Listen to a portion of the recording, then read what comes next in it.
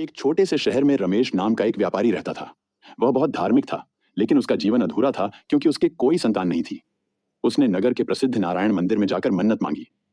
हे प्रभु, यदि मेरे घर संतान होती है तो मैं आपको स्वर्ण का करधन चढ़ाऊंगा। भगवान ने उसकी प्रार्थना सुनी और 1 वर्ष बाद उसके घर एक पुत्र का जन्म हुआ।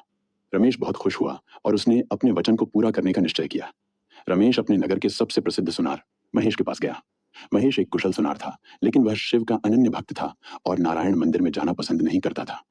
जब रमेश ने महेश से कहा कि वह नारायण भगवान के लिए करधन बनाए, तो महेश ने साफ मना कर दिया। यदि करधन बनवाना है तो मूर्ति का नाप खुद लेकर आओ, मैं मंदिर नहीं जाऊंगा। रमेश मंदिर गया, नाप लिया और महेश को दिया। लेकिन जब करधन बनकर आया तो वह छोटा निकला। रमेश ने दोबारा नाप लिया और फिर करधन बनवाया, लेकिन इस बार वह बड़ा हो गया। ऐसा 3-4 बार हुआ। हर बार करधन या तो छोटा बनता या बड़ा। रमेश अब बहुत परेशान हो गया। आखिरकार उसने महेश से कहा, अब तुम ही चलो और खुद नाप ले लो। यह मेरी मन्नत है और इसे पूरा करना मेरे लिए बहुत जरूरी है। महेश अपने ग्राहक की इज्जत करता था, इसलिए जाने के लिए तैयार हो गया। लेकिन उसने एक शर्त रखी, मैं मंदिर जाऊंगा, लेकिन मेरी आंखों पर पट्टी बंधी होगी। मैं नारायण को देखना नहीं चाहता, बस नाप लूंगा। पट्टी बांधकर महेश ने मूर्ति की कमर का नाप लेना शुरू किया।